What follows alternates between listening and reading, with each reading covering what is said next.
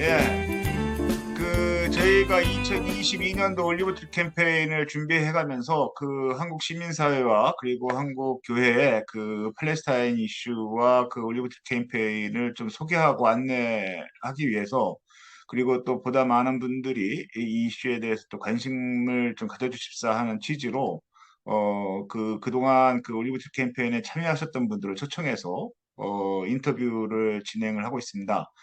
오늘은 그 다섯 번째로 그 한국 IMCA 정연맹의 이창옥 장님을 모시고 인터뷰를 진행하려고 합니다. 인터뷰에 응해주신 이창옥 장님 감사 말씀 드리고요. 일단 그 간단하게 소개 말씀 좀 부탁드리겠습니다. 소개 겸 인사 말씀 부탁드릴게요. 네, 반갑습니다. 저는 지금 현재 한국 YMCA 전국 연맹에서 지역 협력국장으로 일하고 있는 이창호라고 하고요. YMCA 연맹에 온 지는 뭐 1년이 조금 안 됐지만, 지역에서 지역 운동을 하다가 또 오늘 이제 인터뷰를 하게 됐는데, 평소에 우리 이윤희 총장님하고는 뭐 여러 가지 주제로 이야기를 좀 나눈 경험도 좀 있고, 특별히 이 팔레스타인에 대해서는 저도 새로운 관점, 이런 부분에서 좀, 많이 좀 배웠던 기억이 나서, 오늘도 인터뷰 요청하면서 저도 좀 많이 배우겠다는 그런 마음을 갖고, 어, 여기 왔습니다. 고맙습니다. 예, 감사하고요. 그 바쁜 일정에 그 시간 내줘서 진짜 감사합니다. 이창욱 장이 개인적으로 이 팔레스타인 이슈에 대해서 또 올리브트 캠페인에 대해서 좀 이렇게 관심 갖게 된 계기나 이유가 있으시다면 그거에 대해서 좀 간략하게 좀 설명 말씀을 좀 해주시면 감사하겠습니다. 예. 네, 뭐 저는 사실 팔레스타인이라기보다는 이제 이스라엘로 좀 많이 인식을 했던 부분이었는데, 솔직히 말씀드려서 우리 올리비트리 이 캠페인을 진행하면서 이 팔레스타인의 평화 운동, 또 팔레스타인의 상황, 뭐 이런 것들을 조금 이제 관심을 좀 갖게 된 것 같고요. 뭐 물론 이런 계기는 우리 이은희 총장님 통해서 접하게 된 것 같고, 제가 이제 청주에 있을 때에 또 같이 일했던 간사가 팔레스타인에 대해서 또 관심을 갖고 또 몇 달 가서 뭐 경험도 하고 오고 이런 이제 경험들이 있었거든요.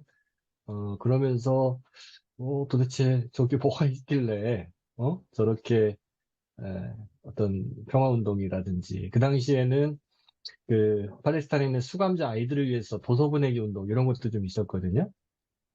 그래서 그때만 해도 팔레스타인의 수감자 아이들 그리고 이제 도서를 보낸다 이런 것들이 조금 이제 좀 충격이라고 해야 되나요? 새로운 좀 일이었다라는 생각이 듭니다. 근데 이제 특별히 이제 팔레스타인이라는 땅에 이스라엘과 이제 팔레스타인 사람들이 평화적으로 이제 공존을 해야 되는데 이런 것들이 이제 깨지고 계속 뭐 우리가 뭐 아시는 것처럼 뭐 중동 전쟁도 좀 발화됐었고 또 여러 가지 지금도 계속 그 유혈 사태가 계속되는 현실이 어, 지금 이제 우리 남북이 분단한 상황하고도 좀 연결돼 있지 않나 이런 게 좀 있었고요. 최근에 유튜브에서 제가 인남식 교수님 그 강의를 좀 들은 게 있어요. 그 중동학 개론인데 그걸 들으면서 제가 이은희 총장님 통해서도 들었지만은 그 팔레스타인의 어떤 비극적 상황들이 일어나는 그 이유에 대해서 그동안 좀 피상적으로 알고 있었던 것들 그런 것들을 좀 알게 되면서 이 캠페인이 좀 필요하구나 또 이 운동이 필요하구나 우리가 또 그동안 가졌던 관점이 아니라 또 이런 관점에서 볼 수 있는 부분이 분명히 있었다라는 것에 대해서 새롭게 좀 인식할 수 있었던 시간이었던 것 같습니다. 그래서 이번 캠페인을 통해서 전 세계적으로 일어나고 있는 많은 어떤 이런 상황들을 새로운 관점에서 볼 수 있는 시각이 좀 필요하다. 이런 것들이 또 이번 기회에 있었던 경험이었습니다.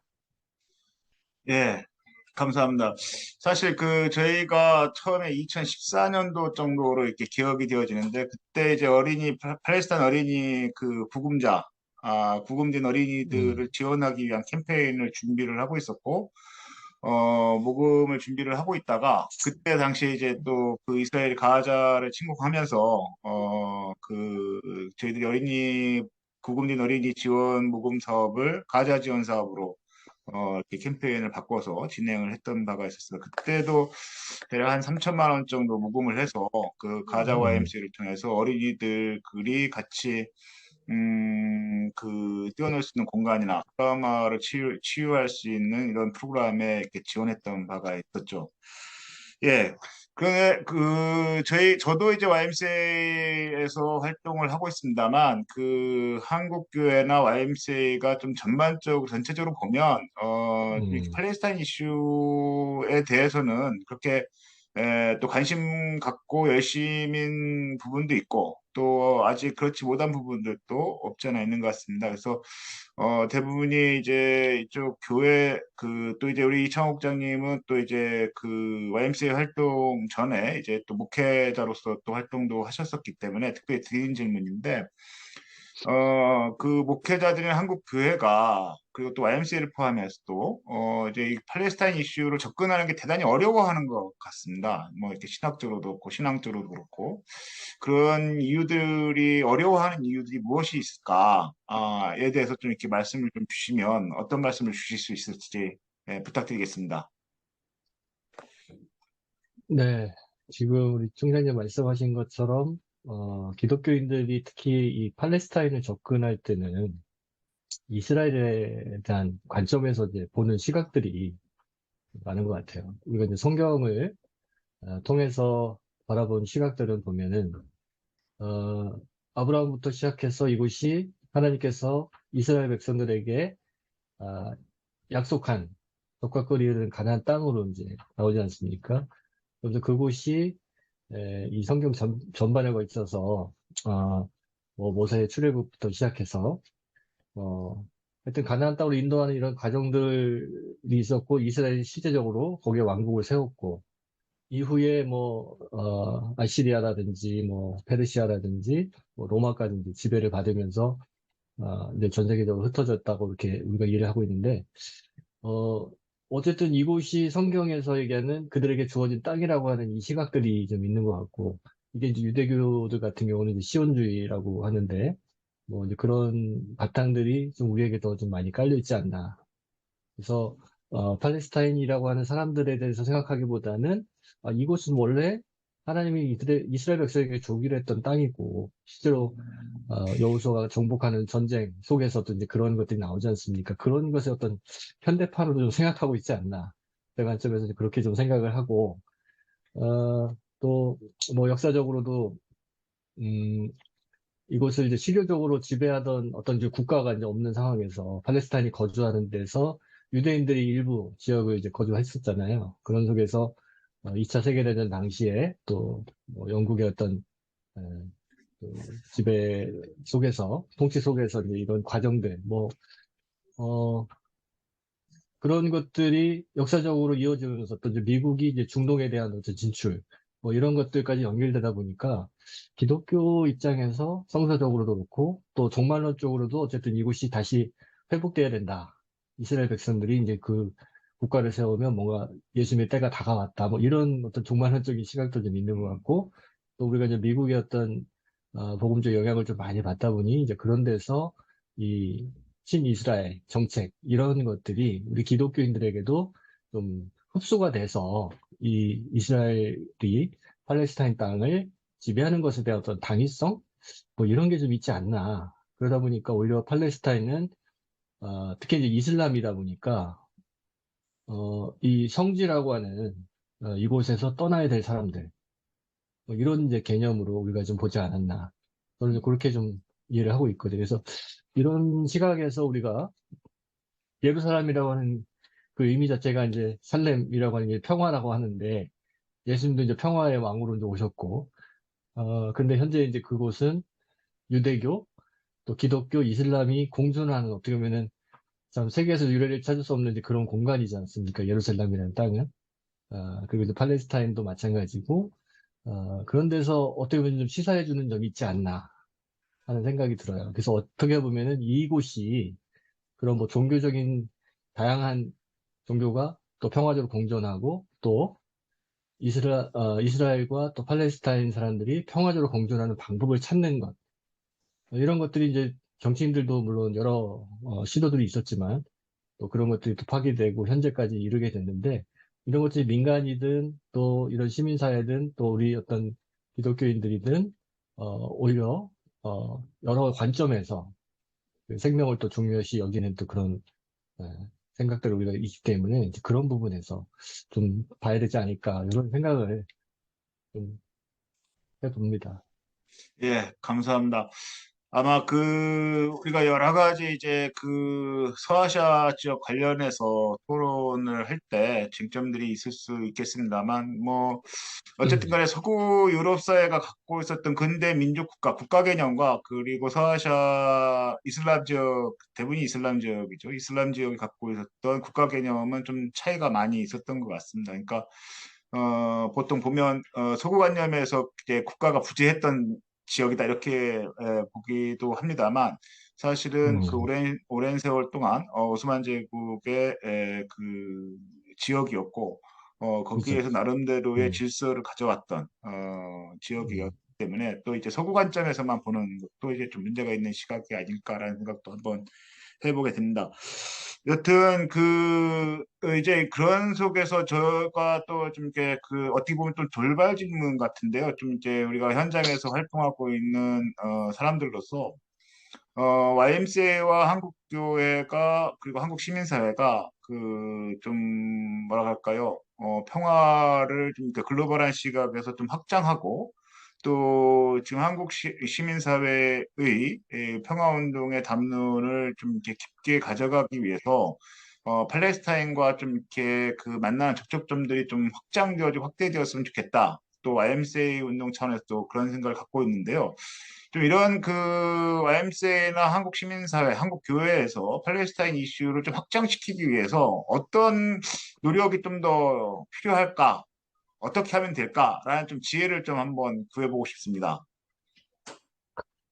네, 뭐 그 지혜를 제가 드릴 수 있을지는 모르겠는데, 어쨌든 제 개인적으로, 앞서 말씀드렸던 것처럼 이제 생각의 변화가 있었던 것은, 어쨌든 이제 이런 정보들, 어떻게 보면 뭐 그 전문가들의 강의일 수도 있고요. 그런 것들을 접함으로 인해서 이 갈등의 원인, 이것이 이제 우리가 한쪽으로 치우쳤을 때 이제 편향된 시각을 갖게 되는데, 또 다른 시각에서 이 상황을 바라봤을 때 이제 또 다른 시각을 갖게 될 수가 있잖아요.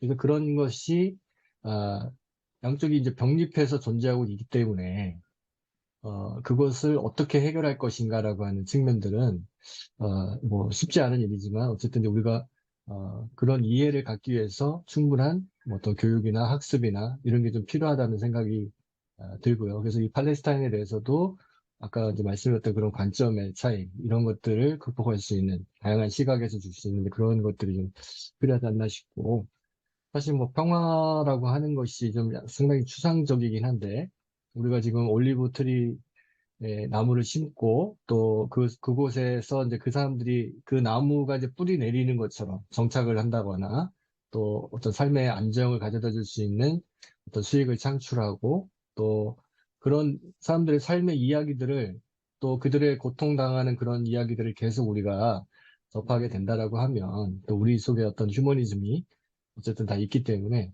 그런 데서 좀 공감을 좀 많이 일으키지 않을까 저는 이제 그런 생각이 들고 그래서 그런 부분에 대해서 우리가 끊임없는 학습과 또 그런 경험들, 이런 것들에서 우리가 계속, 나가야 되지 않을까, 이런, 음, 생각을 해봅니다. 예, 감사합니다. 그, 아도 저는 이제 저는 서아시아라는 표현을, 중동이라는 표현보다는 서아시아라는 표현을 좋아하는데요. 서아시아의 팔레스타인과 동아시아의 한반도가 저는 이게 음, 분쟁과 갈등의 시소라는 표현을 씁니다. 서아시아 지역이 좀 시끄러우면 이쪽이 이제 음, 좀 조용하고 동아시아 지역이 좀 시끄러우면 좀 서아시아 지역이 조용한. 그래서 음, 동서의 아시아의 민들이 평화의 협력으로 이렇게 평화의 균형자로서의 역할, 소위 미국 중심의 이런 그 지정학적 패권 질서에서의 그 시소의 게임에 그 들어가 있는 것이 아니라 이런 평화의 균형자로서 동서아시아의 민들이 만나야 되는 거 아닌가? 뭐 이런 음, 취지에서도 팔레스타인 평화운동은 대단히 중요한 영역이다라고 저는 이제 개인적으로 그런 소감을 갖고 있습니다. 아무래도 어, 뭐 중동하고 예, 우리 분단된 한국하고는 그런 이제 2차 세계대전 이후에 전쟁이 발발했던 지역의 공통점도 있고 계속 그렇죠. 진행이라고 하는 공통점이 있기 때문에 예, 지금 총장이 말씀하신 그런 부분에서 서로 교류하는 건 참 중요하다고 생각이 듭니다. 예, 감사합니다. 이제 마지막 질문이신데요. 이제 며칠 있으면 음. 성탄인데요. 성탄 인사 겸 또 이제 우리 YMCA를 포함해서 한국교회, 한국시민사회의 시민들이 팔레스타인과 올리브트 캠페인에 좀 더 관심 갖고 참여해 주십사 하는 그런 바람에 대한 인사를 부탁을 드리려고 합니다. 네. 성탄 인사 어, 마무리로 네, 부탁드리겠습니다. 맞습니다. 뭐, 간단하게 하면 뭐 간단할 수가 있는데, 그 대림절 묵상집에서 제가 잠깐 봤는데, 하나님은 언제 어디서나 계시고, 안 계신 곳이 없고, 먼 곳이 없습니다. 또 하나의 땅끝이라고 하는 우리가 이스라엘, 팔레스타인 땅 끝에 서서 주님 오심을 기다리는 대림절, 그리고 성탄절이 될 수 있기를 바라고요. 지금 땅 끝으로 떠밀려진 사람들, 그분들이 누구인지, 또 그들이 어떤 상태인지, 또 그들이 어떻게 하나님께서 그들을 보고 계실지, 그래서 베들레헴 말구에 누추한 데로 오신 주님을 생각하면서 땅 끝에서 주님을 노래하는 성탄절이 될 수 있기를 바라고, 그런 의미에서 팔레스타인에 올리브 나무 심고 뿌리는 그 일에 같이 동참해 주시면 감사할 것 같습니다. 예, 감사합니다. 아마 그 우리 그 이창호 국장님 그 말씀 성탄 메시지에 따라서 올해년도 그 올리브트 캠페인이 좀 더 풍성해지고 또 그것을 통해서 팔레스타인과 한국 시민사회의 민들이 만나는 그런 걸음들이 좀 더 많아지지 않을까 이런 기대를 가져봅니다. 오늘 바쁜 일정에 네, 같이 이렇게 인터뷰에 응해주신 우리 이창호 국장님 다시 한번 감사드립니다. 예, 오늘 이것으로 네, 마치고자 합니다. 예, 감사합니다. 네, 감사합니다. 새해 복 많이 받으세요. 예, 감사합니다.